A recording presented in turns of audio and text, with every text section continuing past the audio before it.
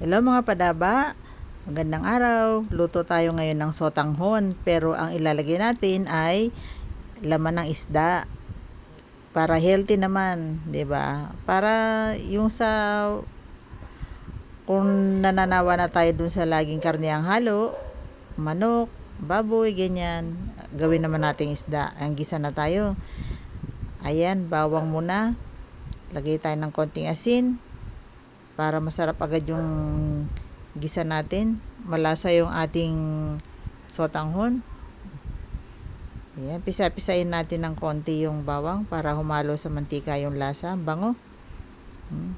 Lagay natin yung sibuyas, isang puti at pulang sibuyas yan, kasi sotanghon, masarap sotanghon marikado eh, 'di ba? Oh, sarap sotanghon gisado yan mga padaba. Ayan, lagay natin yung laman ng isda, yung masarap na isda dito sa aming palengke yan nabibili. Ganyan na siya pag nabili mo na ano na siya. Natanggal na siya sa, wala siyang tinik, wala ng balat. Puro laman lang. Bidbid tawag diyan. Ang sarap-sarap niyan mga padaba. Naisipan ko ilagay kasi masarap yung isda na yan eh. Ayan. Oh, 'di ba? Para maiba naman, wag yung puro laging karne. Lagyan natin ng paminta. Maraming paminta.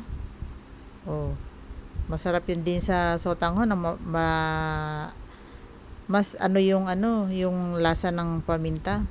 Mas lutang, mas masarap. Ayan, ang bango mga padaba. Parang hindi naman isda yung ginigisa ko eh.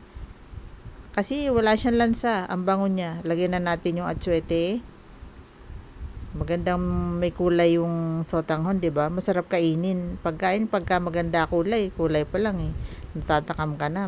Tingin mo masarap na kagad. Masarap naman talaga. O ayan. Ganda, 'di ba? Orange na orange. Ito yung kaldo. Galing yan sa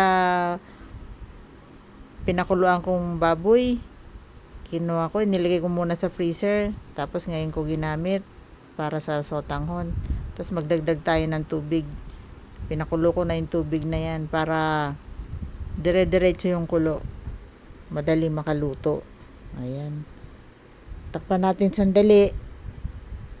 Ayan, lagay na natin yung sotanghon. Tatlong sotanghon yung aking binili. Marami na rin yan. May enjoy mo na. Pwede na yan sa isang pamilyang pagkain, no? 'Di ba? Hindi ka nabitin. Masarap na. Nasa budget. Hindi masyadong mahal pero masarap ang pagkain. Lagay natin yung bell pepper na napitas dun sa likod bahay. Medyo nagsisimula pa lang siyang mahinog, kinuha na namin para mailagay. Pampabango at pampasarap sa sotanghon. Sarap niyan mga padaba. Tikman natin. Linamnam, ang sarap. Lagyan na natin yung dahon ng sibuyas, yung puting part muna ilagay natin. Ay, ang bango-bango. Sarap mga padaba. Ang linamnam. Tinikman ko yung sabaw, ang linamnam niya. Lagyan na natin yung dahon ng sibuyas. Oh, para lalong bumango. Yan ang masarap dyan eh. May dahon ng sibuyas mga padaba. Ang sarap-sarap niyan. Thank you mga padaba. Thank you for watching. Subscribe na po. Like and share para laging updated. Thank you. Bye-bye. Hello mga padaba. Ito na yung ating sotanghon na niluto.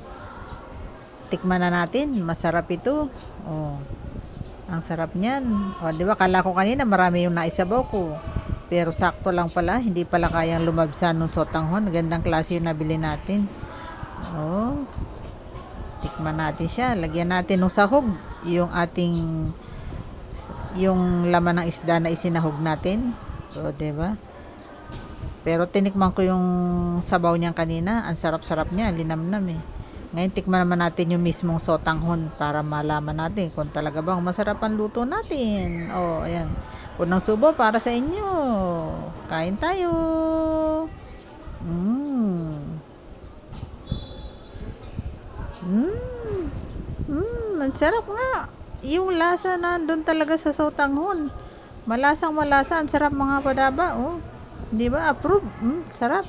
Thank you mga padaba. Bye-bye.